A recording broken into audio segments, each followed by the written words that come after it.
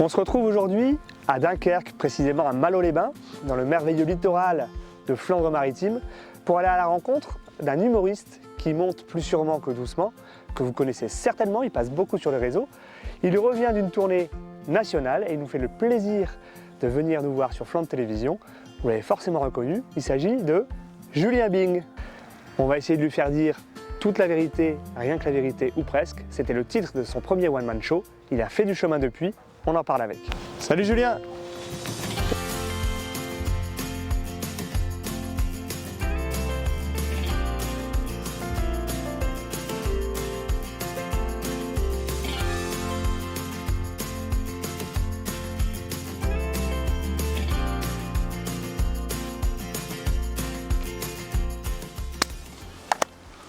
Bravo. Action! Là ça tourne, on peut faire des blagues. Salut Julien. Salut Bastien! Non, je rigole. Salut Aurélien! Ça commence très fort. Bonjour. Bonjour, on s'est déjà serré Ben, un peu bien tout à sûr. l'heure. Et merci de nous recevoir. Alors ça y est, c'est les vacances? Alors, c'est les vacances. C'est les vacances. Je ne vais pas sur scène, ou du moins j'y vais beaucoup moins, mais c'est un autre travail puisque je vais commencer l'écriture du second spectacle et je vais continuer à alimenter les réseaux. Tu as failli boucler en terminant par Capelle-la-Grande, mais finalement tu as fini à Clermont-Ferrand. Oui. Pourquoi La dernière date, parce qu'il fallait finir à Clermont-Ferrand. Tout termine à Clermont-Ferrand. Tout se termine à Clermont-Ferrand. C'est plus facile de terminer à Clermont-Ferrand que de commencer à Clermont-Ferrand. Bon, on n'expliquera pas pourquoi, mais vas-y. Non. Ma dernière date, plus sérieusement, ma dernière date du Nord était à Capelle-la-Grande, où c'était vraiment, voilà, c'était super. Et on a passé un très bon moment avec le public. Et la dernière date de la tournée en France, c'était à Clermont-Ferrand. Et c'était Récemment, là. Récemment, c'était ça. Le hier, 25 mai. Voilà, ouais, le 25 mai. Il y a quelques jours. Et je suis revenu très rapidement pour la fête des mères le lendemain. Non, Après tu es 6h30. revenu pour nous. Pour vous. Et que ça tombait bien, il y avait la Et fête des ça mères. tombait bien, il y avait Je t'ai la fête dit, des vends-nous un petit peu. C'est vrai. Non, mais c'est vrai. Je plaisante. te prie de m'excuser. Non, il n'y a pas de souci. Ça va être sur le ton de l'humour, on l'avait dit. Alors, tu es né ici, à Dunkerque, tu es forcément Ouais. un régional de l'étape. On va parler un peu de toi, de tes débuts, de ton enfance. Tu as grandi sur Dunkerque? J'ai grandi sur Dunkerque. J'ai même grandi sur Petite-Sainte, parce que Dunkerque, c'est le C'est grand large, ouais. Dunkerque. Là, on est à Malo-les-Bains. Là, d'ailleurs, on est à tu le disais tout à Malo-les-Bains, l'heure. voilà, et j'ai grandi à Petite-Sainte, j'ai fait mes études à Petite-Sainte, j'ai joué au basket à Petite-Sainte, j'ai eu mes premières copines à Petite-Sainte, voilà, tout a commencé là, et après, voilà, c'est toujours pareil, hein, Eh ben. on se balade dans le Nord, et puis maintenant je vis à Lille.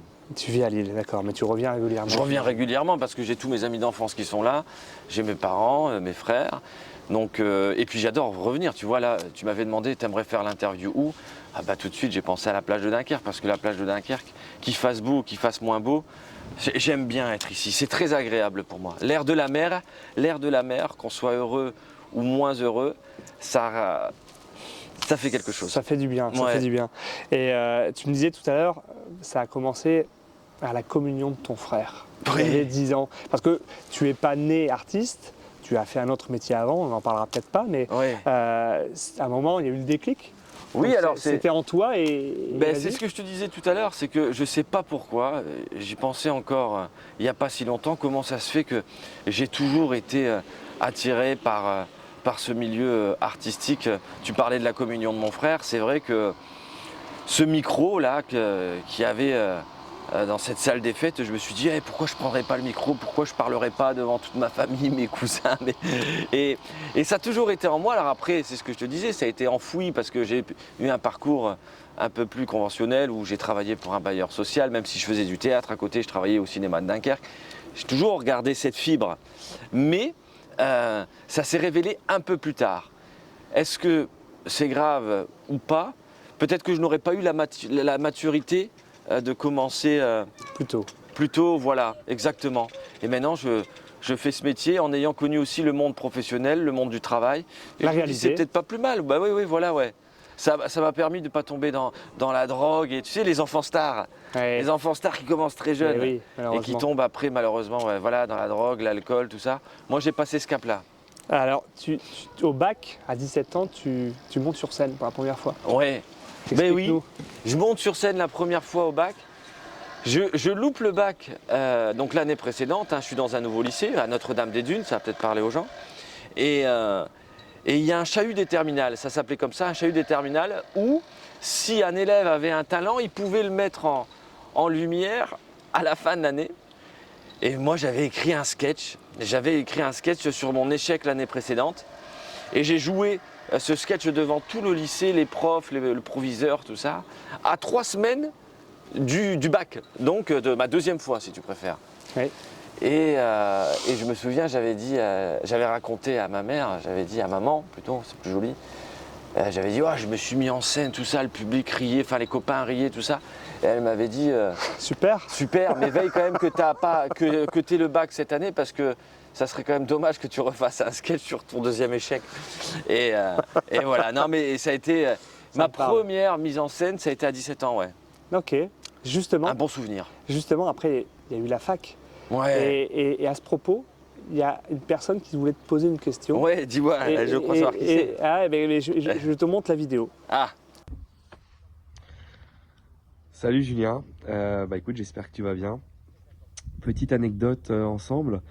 Je me souviens qu'à l'âge de 18 ans, quand on faisait nos études, tu avais déjà cette faculté à interpeller les gens dans la rue et à faire des sketchs. Alors, petite question. Est-ce que déjà à l'époque, un petit peu comme moi pour mon cuir chevelu, tout le monde me prédisait une calvitie. De ton côté, tu savais que tu allais devenir humoriste? Bise. Voilà, bon, c'est sympa. Ah oui, alors c'est qui? Je ne connais pas cette ce garçon, mais Rémi, tu étais à la fac avec lui. C'est mon copain c'est mon meilleur copain de fac et c'est toujours un ami. D'ailleurs, Rémi, ça me fait plaisir de le voir. Et effectivement, il a raison. Hein, je l'avais dit, hein, il allait perdre ses cheveux.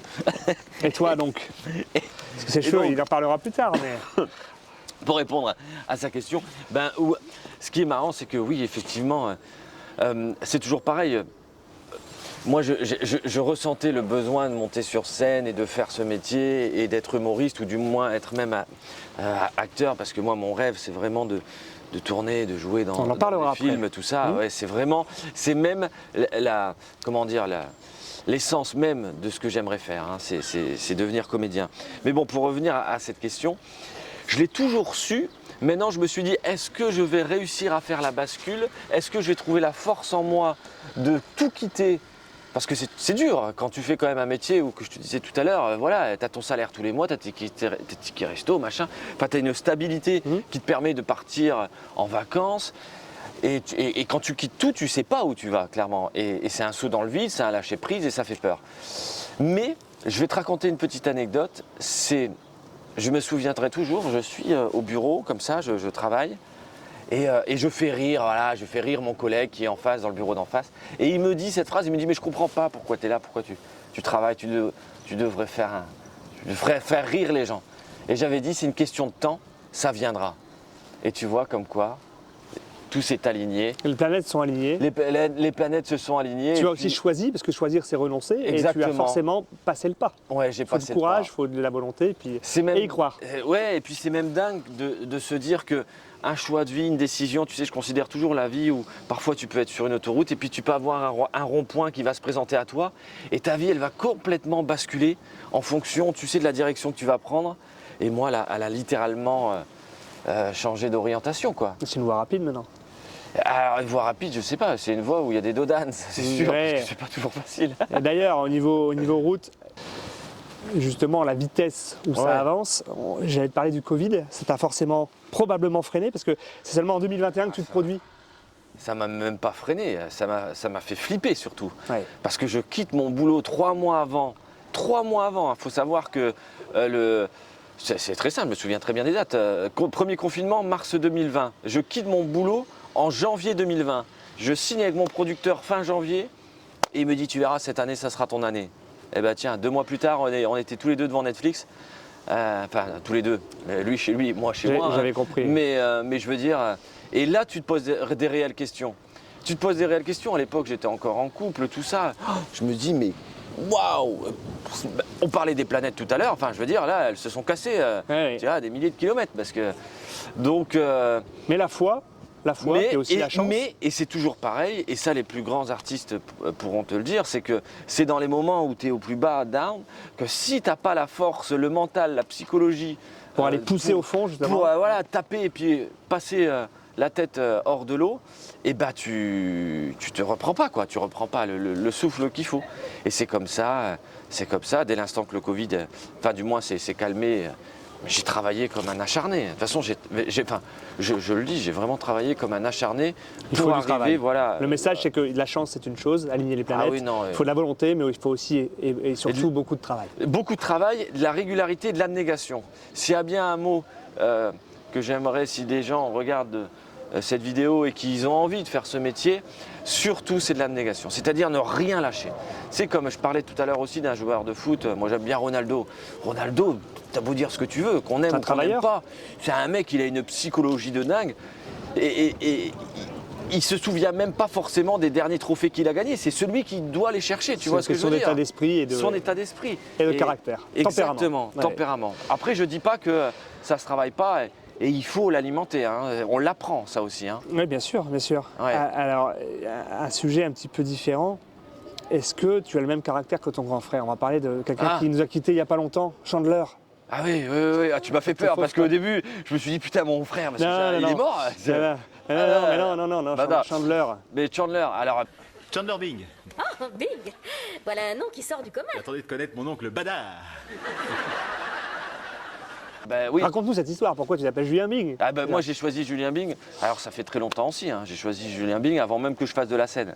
C'est-à-dire que quand Facebook est arrivé qu'il fallait choisir son pseudo, je ne suis pas si vieux, hein, je tiens quand même à le dire, mais voilà, j'ai connu l'arrivée de Facebook, il fallait créer un pseudo. À l'époque on ne voyait que Fernand Reynaud. Voilà, à l'époque, ouais, exactement. Et je me suis dit quel autre pseudo je peux trouver. Et naturellement, comme j'étais fan de la série et que ce personnage me parlait énormément, Oui. j'ai choisi Julien Bing. La Bing théorie. J'ai choisi Julien Bing, ouais. Et puis c'est toujours resté, parce que moi je sortais souvent sur Dunkerque, tout ça. Et c'est vrai qu'on a tous des copains de sortie, machin, et tout le monde m'appelait comment ça va Bing? Comment ça va Bing? Et donc c'était naturellement que le pseudo s'est fait. Voilà, que j'allais prendre Julien Bing pour monter sur scène. Donc voilà. Et ça va te suivre. Et ça va me suivre, ouais, ça va me suivre. Et puis tout le monde aime ce personnage, du moins tous ceux qui ont regardé la série aiment ce personnage. Et sincèrement, je pense que j'ai, je sais pas, alors on a tous des inspirations, mais moi, voilà, mon inspiration, c'est cet humour un peu pince sans rire que j'aime beaucoup. Et qui a plu à beaucoup de monde. Exactement. Ouais. Et sa disparition t'a forcément affecté, et comme beaucoup de fans de Friends. Mais oui, ça m'a affecté. Bah oui, ça m'a affecté parce que c'est toujours pareil, même si c'est un personnage de fiction, ça fait partie de ta vie, tu vois. Enfin, je veux dire. De ta jeunesse. De ta jeunesse, de ton adolescence, et puis de toi. Moi, je continue à regarder les épisodes de temps en temps. Il y en a beaucoup qui le font. Bah oui, bien sûr. Non, mais complètement. On va parler un petit peu de la Flandre. Ouais. Parce qu'on est Flandre Télévision, et donc forcément on parle du secteur où on se trouve. On est dans les Flandres maritimes, donc dans le Dunkerquois. Toi, tu as 2-3 endroits que tu aimes. Alors tu nous as demandé de venir ici à Malo-les-Bains. Ouais. Donc c'est un endroit que tu aimes, tu nous l'as dit tout à l'heure. Ah ouais, j'aime beaucoup. Tu aimes venir respirer l'air de la mer. Et la plage Jean-Bart, il y a d'autres endroits? Ben oui, en fait, tous ces lieux qui m'ont un peu marqué quand j'étais plus jeune. Donc, bien évidemment, il y a Malo, la mer. C'est des endroits où je sortais quand j'avais la vingtaine. Tu vois, c'est tout des... avant-hier. Ouais, avant-hier, voilà. Et c'est enfin, je veux dire, j'ai des moments de vie ici incroyables. Je courais, moi, sur la plage, parce que j'ai eu un moment où j'étais jogger. Des fois, ça s'arrête, ça. Hein. Oh, tu dis, putain, je vais faire un marathon. Et puis, 4-5 mois après, tu dis, oh, je peux pas faire le marathon. Je vais continuer à courir comme ça, par plaisir. Je vais faire une marche voilà. par du cœur, c'est très bien. Mais grave. Mais voilà, donc, il y a Malo, il y a Dunkerque. Et puis...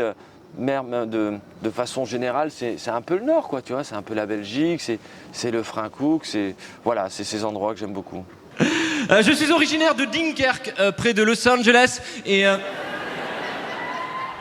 maintenant j'habite à Lille, dans l'Illinois. Tout le monde connaît Dunkerque? Dunkerque, notre belle plage de sable blanc, avec notre mer bleu turquoise. Bah oui, elle est bleue, faut juste nager longtemps.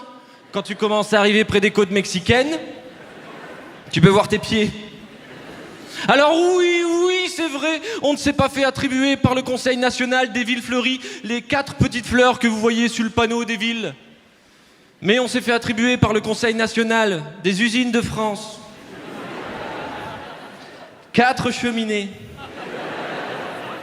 Et Bernard, le syndicaliste, était très content parce qu'il a déclaré à France 3 régional, l'année prochaine, on vise la 5e cheminée. Et il l'a eu, Bernard, sa 5e cheminée, quand il s'est fait incinérer.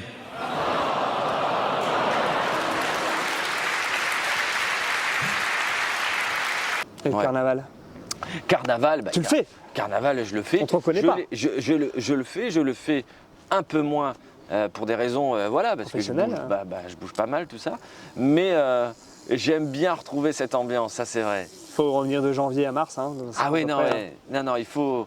C'est vraiment le carnaval, tu te déconnectes vraiment de ton boulot, tout ça, tu es dans une ambiance. Et puis tu revois toujours des gens que tu n'avais pas croisés depuis des années. Et ça, c'est toujours agréable aussi de revoir des personnes avec qui tu as eu un moment de vie. Ouais, qui font partie de la base, il ne faut jamais oublier son Exactement, passé. voilà. Exactement. C'est comme Rémi. Voilà, par Voilà. exemple. Hein, Pas on l'oublier, parle de Rémi. lui, on ne va pas l'oublier. Il faudra le recontacter d'ailleurs. Tu connais le carnaval de Dunkerque, c'est comme le carnaval de Rio, sauf qu'ici nos femmes, elles ont de la barbe et elles s'appellent Chantal. Salut ma poule. Ça va mon lapin? Ouais. J'entends souvent, on boit beaucoup au carnaval de Dunkerque. C'est normal, on a une réputation à tenir. Faudrait pas qu'on se fasse dépasser par les Bretons. Bière, champagne, punch, rosé, on aime bien les mélanges. C'est pour tester les limites de son foie et de la sécurité sociale. On boit pas d'eau, c'est vrai qu'on boit pas d'eau. L'eau c'est pour les nageurs et nous on n'a pas de maillot de bain. C'est au carnaval de Dunkerque que mon pote il a rencontré sa future femme. Lui il était carnavaleux, elle a travaillé à la Croix-Rouge. Ah bah t'es là, chérie. Moi aussi j'avais rencontré une fille, bon malheureusement c'était ma cousine, elle était bien maquillée. En la déposant chez elle, j'ai dit tiens c'est marrant, t'habites chez mon tonton. Là je pars à une chapelle. Apparemment il y a le pote d'un pote qui a son cousin qui en fait une. Il m'a dit c'est au rond-point à gauche près du feu. Mot de passe, ma femme elle a des poils. Carnaval de Dunkerque, il n'y a pas de classe sociale, tout le monde s'aime. Et ça va se terminer en se prenant dans les bras. Oh, c'est vrai que les paroles elles sont faciles, hein. C'est pas du Francis Cabrel, c'est plus du Francis Bégaye. Tu as déclaré aux médias locaux, revenons à ton métier, sur La Voix du Nord, nos confrères de La Voix du Nord, Ouais. on peut faire marrer tout le monde sans jamais être méchant. Est-ce que c'est pas trop dur de savoir situer la frontière qui distingue la moquerie taquine Ouais. et la réelle méchanceté de Mais- nos jours? Alors c'est toujours pareil, enfin, tu l'as vu toi-même, on est dans une époque où tout est repris, où même une phrase peut être sortie de son contexte et ça peut mettre fin à une carrière. Ce qui est horrible quand même, parce que tu te dis, il y a un début, il y a une fin, pourquoi vous prenez que le milieu? Il y a un contexte. Enfin bref, tout ça pour dire que, est-ce que c'est dur de faire rire? Ça a toujours été dur, même dans une époque plus ancienne. Maintenant, est-ce qu'il faut faire attention? Je pense qu'il faut faire plus attention à ce qu'on dit, ça c'est sûr. On ne peut pas tout mettre au nom de l'humour. Parce que ça serait trop facile. Tu pourrais dire des grossièretés plus gros que moi. Et tu vois, ouais. Alors que non, il faut avoir cette intelligence maladroite. Alors je dis intelligence maladroite, c'est parce que justement c'est un peu le fil rouge de mon spectacle. Et avoir le recul nécessaire, par contre, de se dire « Ah mais c'est de l'humour hein. ». Il y a un semblant de vérité que j'extrapole un maximum pour pouvoir faire rire le public. Parce que sinon, ça devient une conférence, tu vois ce que je veux dire? On parle d'un sujet et il n'y a plus de blague et tout le monde dira « Ah oui, c'était intéressant, mais alors, c'était pas drôle du tout. » Et j'ai justement l'impression que les humoristes actuels, et tu fais partie de cette nouvelle vague, Ouais. tu fais partie de cette nouvelle vague qui a besoin d'interaction avec le public encore plus qu'avant, j'ai l'impression. Oui, parce que, en fait, le métier a évolué, le métier d'humoriste a évolué, comme le métier de la chanson. C'est pareil, on a d'autres sonorités.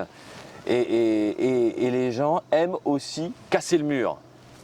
Avant, tu connaissais des artistes comme Muriel Robin, par exemple. Muriel Robin qui s'adressait jamais au public. Franck Dubosc avait commencé à le faire tout doucement. Gad Elmaleh avait commencé à le faire tout doucement. Mais c'était vraiment des personnages.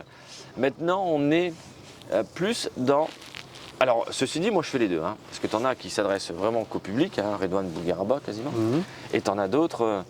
qui ont gardé ce statut de « je garde le mur ». Moi, c'est un mélange des deux. C'est-à-dire qu'il y a des sketchs, il y a des personnages et j'interpelle le public. Donc voilà. C'est ta façon de travailler. C'est ma façon de faire et puis c'est une communion. Donc les gens aiment ça, je le sais. Mais moi, j'oublie pas aussi que j'ai du texte. Tu vois ce que je veux dire?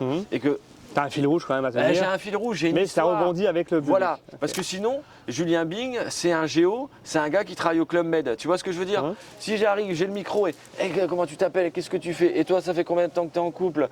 Et toi, t'as fait quoi aujourd'hui? Les gens, ils vont se dire, oh, on a rigolé, mais on n'a parlé que de nous au final. C'est ça. Qu'est-ce qu'il a, Quoi, sa à nous matière, dire? Voilà. D'accord. Donc, c'est les deux. Son premier amour, sa première fois, on se souvient tous de sa première fois. Johan, tu te souviens de ta première fois? Moi aussi, je sais te mettre mal à l'aise, Johan. Moi aussi. Alors, tu l'as fait où la première fois? Papa, il a envie de savoir. Est-ce que c'était dans sa voiture? Le papa, c'est ton papa. T'as quel âge, Johan? 22 ans, toi, hein, tu m'as dit? 22 ans. Première fois, environnement, c'était? L'environnement, Ouais. c'est une maison. Une maison. La maison de papa. Est-ce que c'était la chambre de papa? C'est ce que j'aimerais savoir, et papa aussi apparemment. Parce que je suppose que t'as pas de maison à 22 ans, Johan. Dommage. Tiche de toi? Alors, c'est ce qui est marrant, c'est qu'il y a des sketchs que parfois j'aime plus jouer que d'autres, mais ça peut changer. Suivant, voilà. Là, ouais. J'ai joué à Clermont-Ferrand il y a quelques jours. Ben, j'ai pris énormément de plaisir à jouer le sketch. J'ai un sketch où je raconte ma première fois, ma première fois avec mon premier amour. Ouais. Puis, je sais pas, j'ai pris énormément de plaisir. J'ai même trouvé une nouvelle petite vanne à l'intérieur. Ça dépend. Dans l'ensemble, je suis plutôt fier. Alors, il n'y a rien de prétentieux à dire ça, mais c'est mon petit bébé, tu vois, ce premier spectacle. Bien sûr. Donc, quelque part, j'aime jouer tous les sketchs et j'essaie toujours de me dire, joue-le comme si c'était la première fois. Ça, c'est hyper important. Pour rester authentique. Pour rester authentique et puis pour garder cette énergie, tu vois, parce que si tu commences à te dire, ça commence à me fatiguer ce sketch-là, et ben tu joueras moins bien, les gens riront moins bien. Tu vas Voilà, le torcher, ouais. quoi. Ben voilà, exactement. Alors on enchaîne les petites salles, on passe sur des radios, Ouais. on passe aussi à la télé, la première chaîne de France. Ouais. C'est quoi la suite? Ben, la suite, si tu l'as, j'aimerais bien la voir. Parce que. T'es sûr? Ouais. Parce que, en fait, si tu préfères, c'est un métier où demain, je vais faire. Ou du moins aujourd'hui, entre guillemets, je ne fais rien. Demain, je vais faire plein de choses. Tu vois ce que je veux dire? C'est. Alors pour moi, professionnellement, ce que je sais là de façon très factuelle, c'est que je vais continuer la tournée. Parfait, dis-nous un petit peu tes Voilà. dates. Alors la tournée, je reprends en septembre à Paris, au Petit Palais des Glaces. Toujours à Paris parce que voilà, il faut se montrer. Ça reste the place to be pour te faire connaître. Et après, je continue à me déplacer. Et ça sera des villes que j'ai pas faites encore. Il y aura Brest, Grenoble. Grenoble, je l'ai déjà fait, mais voilà, toutes les villes de France. Je retourne à Marseille. On saurait faire de toute façon avec Voilà. les réseaux sociaux. Hein, Marseille, Aix-en-Provence. Voilà, j'irai cette année. Alors il y a beaucoup de personnes qui me disent mais tu viens pas là dans mon petit village, dans mon petit coin, machin et tout. Je dis non mais. Il n'y a pas de salle, mais viens. Viens dans la ville d'à côté, c'est juste à côté, viens voir. Et donc voilà, professionnellement le spectacle et je vais mettre beaucoup d'énergie et mon cheval de bataille ça sera les castings, le cinéma. Voilà, ça c'est un truc qu'il ne faut pas que je laisse de côté. Casting pour faire du cinéma. Ouais. Les tuches sont en cours de tournage sur Dunkerque. Ils t'ont pas appelé. Bon, l'appel est fait si les producteurs c'est une honte. des tuches 5, je crois, Ouais, tuche 5. l'entendent. Julien Bing est volontaire. Bah oui, mais je crois que ce sera un peu trop tard. Mais C'est un peu trop tard, mais ça sera pour la prochaine fois. pour le 6 alors, parce que pour je le pense 6. que Olivier Barou là, il est parti pour faire une flambée de tuches. Et si tu étais le Danny Boone de Dunkerque, est-ce que c'est... Alors c'est peut-être présomptueux de dire ça, mais pourquoi Ouais. pas? Bah, alors après c'est toujours pareil, Danny Boone il a une personnalité qui est inévitablement un peu différente de la mienne. Notre point commun c'est effectivement qu'on soit du Nord. Et vous avez fait de l'humour au départ. Voilà, et qu'on a fait de l'humour et qu'on basculerait, du moins lui il l'a fait, hein, dans le cinéma et d'ailleurs il s'en est sorti très très bien. Et donc est-ce que je pourrais être le futur Danny Boone? Si c'est ça, avec grand plaisir, hein, parce que moi la vie de Danny Boone, des zéniths, du cinéma, de la réalisation, ça serait magnifique. Il s'est passé du chemin depuis 2017, qu'est-ce qui a changé pour toi? Des premiers poils blancs ici là que je n'aime pas du tout. Mais encore? Mais encore un métier, un épanouissement personnel, professionnel, dont j'en suis plutôt fier et qui me rend heureux. Ça c'est certain. De me dire quand même, c'est assez incroyable. Moi je me souviens, mes amis de Dunkerque m'offrent des places pour aller voir Gad Elmaleh au Sébastopol. J'ai 25 ans, je suis dans le siège, je regarde Gad Elmaleh en ne faisant pas du tout ce métier, en faisant un peu de théâtre à côté. Et j'ai mon pote Nico, je me souviens, qui me dit putain, t'aimerais bien être à sa place là-bas. J'avais dit putain, ouais, qu'est-ce que j'aimerais bien. Et je joue 6 ans plus tard. Tu as de la chance d'être... Attends, je joue 6 ans plus tard en première partie au Sébastopol. Et là, je fais ma première date au Sébastopol en octobre 2025. C'est-à-dire que là où j'ai vu Gad Elmaleh sur scène, dans ce théâtre mythique de Lille, je vais y être moi tout seul. Tu te rends compte à quel point c'est enivrant, c'est satisfaisant de se dire tout ce travail abattu, quelque part, tu sais, cette phrase des petites souffrances pour un grand plaisir vaut mieux que des petits plaisirs pour une grande souffrance. Bah, c'est exactement ça. Alors je dis pas, ce mot souffrance est un peu fort, mais je veux dire, voilà, c'est quand même beaucoup de travail, des doutes, du stress, parce que ce métier, c'est ça aussi. Hein. Et tu as l'humilité de le reconnaître et de travailler justement en n'oubliant pas tes origines. Quoi. Ah oui, non, ouais. Pour terminer, je voulais juste savoir en quoi on peut encore affirmer, comme toi il y a quelques années, rire, voilà ce qui rassemble. Est-ce que le rire rassemble encore autant qu'avant? Mais le rire rassemblera toujours. Et d'ailleurs, il rassemble en privé comme il rassemble en public. Les meilleures soirées, je suppose, Aurélien, c'est quand tu les fais avec tes potes et que vous rigolez, vous avez des tranches de rire comme ça, comme avec Rémi que j'avais à la fac. Et ça rassemble. Et puis ça rassemble, non seulement ça rassemble, ça fait du bien, c'est bon pour la santé, et ça te déconnecte à un moment de la réalité. Combien de fois j'ai eu, en sortant de spectacle, ces gens qui venaient me voir en me disant vous m'avez fait oublier mon quotidien, où vous étiez une parenthèse heureuse, où j'ai oublié un peu mes soucis. Parfois, alors attention, hein, je ne suis pas médecin et encore une fois... Tu ne demandes pas la carte vitale? Non, mais encore une fois, chose qui est très importante aussi, c'est que, tu vois, tout à l'heure, je parlais de fierté, mais je sais aussi que même si c'est un métier voilà, qui met un peu de lumière pour les gens, demain, il y a quelqu'un qui se blesse, tout ça, j'aurai beaucoup plus de respect, de sympathie pour quelqu'un qui va sauver une personne de la noyade, puisque là, on est devant la mer, enfin, du moins face à la mer, plutôt que celui qui va faire rire. Tout ça pour dire au final que chaque métier a ses lettres de noblesse et le rire, pour reprendre ta question, parce que là on dirait Fabrice Lucchini, je pars dans des phrases interminables. T'es arrivé là-bas. Non mais je pars dans des phrases interminables. Un mélange de Fabrice Lucchini et de Jean-Claude Van Damme aussi, parce qu'à un moment je ne savais plus ce que je disais. Mais tout ça pour dire que est-ce que ça rassemble? Inévitablement et indéniablement, oui. Voilà, tu couperas ça et tu garderas un délai. Ça sera beaucoup mieux. Tout va bien, le montage est fait pour ça. Ouais. Écoute, merci. Merci à toi Aurélien, franchement ça me fait plaisir. J'ai couru après toi. Mais on a Je t'ai rattrapé. Mais oui, mais tu sais, c'est toujours bien aussi de travailler son cardio. Merci Aurélien, franchement, à toi, on se salue comme Johnny, Ah, ça c'est cool. Allez. Allez, à bientôt.